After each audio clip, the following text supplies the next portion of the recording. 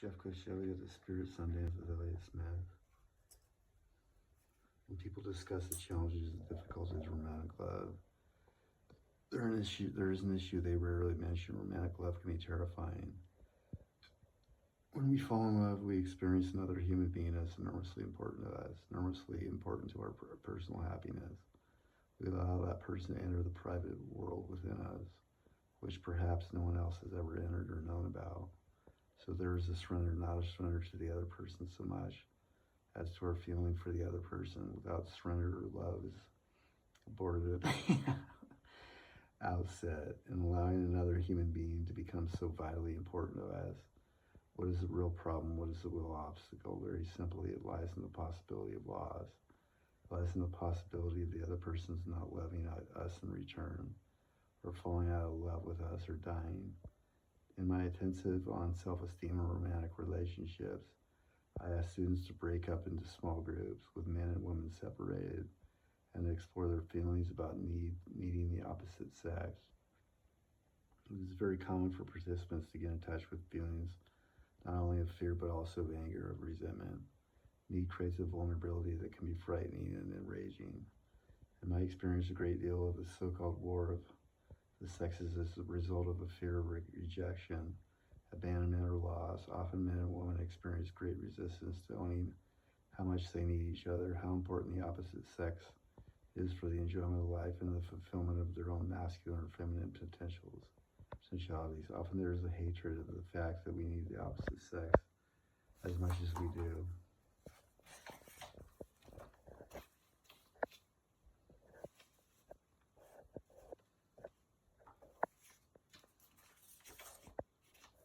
Earlier, I spoke about the importance of communication.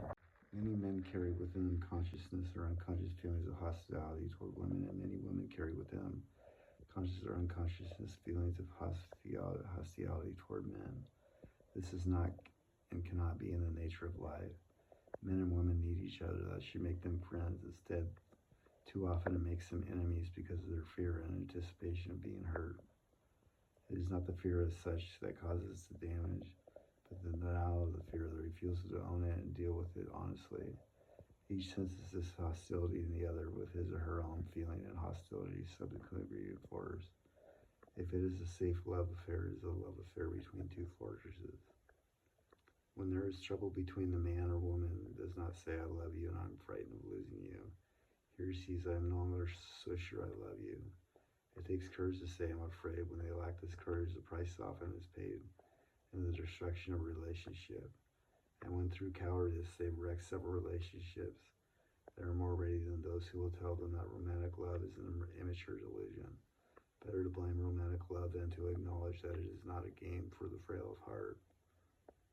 Sometimes I've heard a man or woman discuss their fear of romantic love not in terms of rejection or abandonment, but in terms of the loss of self. There is the fear that romantic love will necessitate a surrender of personal identity, a fear, in fact, that they will be taken over body and soul by their lover.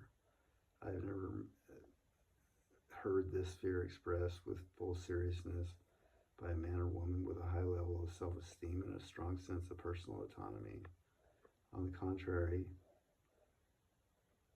in my experience, it's precisely men and women who are self-assured and self-confident who exhibit least anxiety in the surrendering to love. My sense is that people who speak of fearing the loss of self in this context are unwittingly acknowledging the intensity of their longing for love, for their craving of love and their fear of that. In order to obtain it, they will sacrifice anything. Sometimes I've heard a man or woman speak to their love as a threat to their work. To surrender to love, they say, has undermined the total commitment of their careers. As a man who has been achievement-oriented all his life and who knows rather a lot for it means to love his work, I've never for a moment believed this argument. I'm convinced this is rationalization for fear of intimacy. Sometimes there is additional fear that the lover will not respect the needs, much like the problem of the person who speaks of loss of self. There's a problem of inadequate self-assertion, maturity, of course. If a person has this problem and does not know how to resolve it, They want love, they want relationships, they want marriage, but they do not want what logically entailed and don't want to be there in a relationship. They expect unpredictable moments and I can't read their partner to accept that, to absorb it and complain and to support the pretense that they have a romance. But if you've made none of this, it's frustrating. We've made none of these mistakes.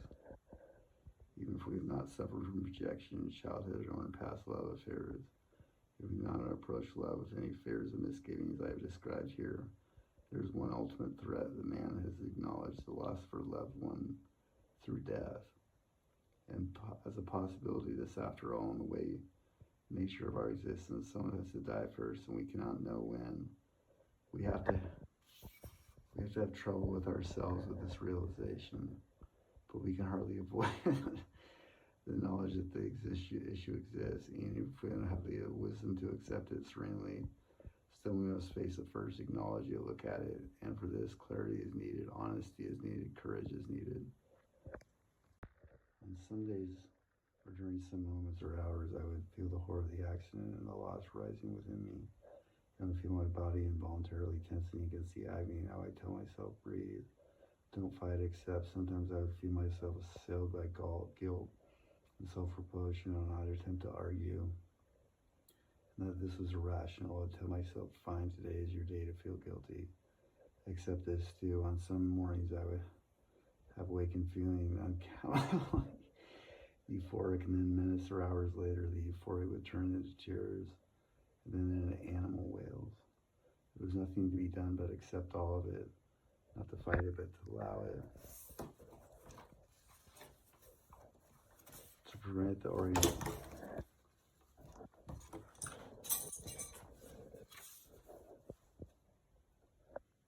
Sometimes unpredictable moments. They were violent, sexual feelings of violence, rage, and at other times,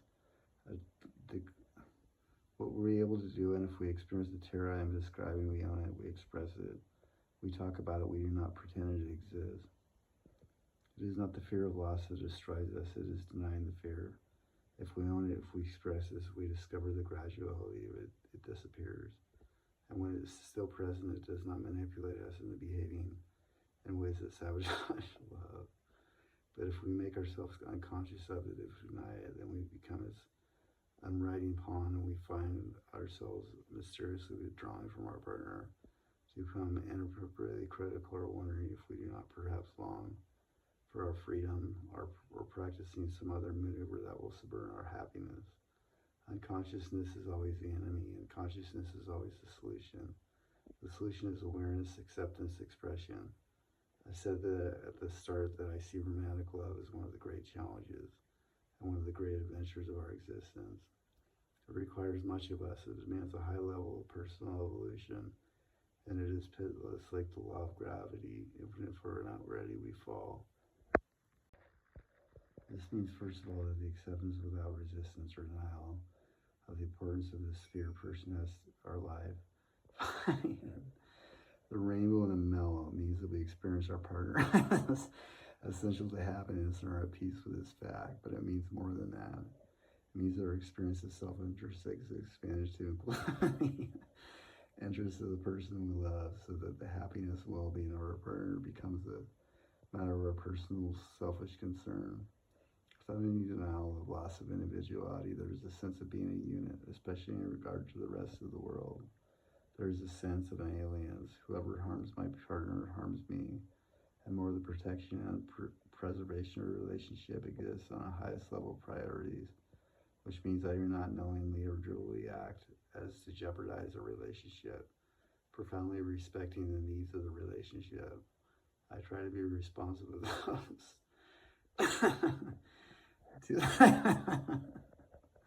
to the best of my ability. It is easy not to see that. I don't want to guess the meaning of commitment. Most marriages exist with far less than a full measure of commitment on the part of fine, isn't that better? Sometimes a couple ask, but why bother with all that? love each other. Why marry, especially since we don't plan to have children? I don't think it's better. Marriage is not an obligation, it's a choice. No one can reasonably say that people should get married. There's no rule about it if a couple wish to live together without the formal commitment of marriage. There are no grounds for urging them to change their policy. Marriage is too difficult and hazardous an undertaking to be entered in without total unregarded enthusiasm. At the same time, it is hard to escape the expression, with some more recent studies that seem to support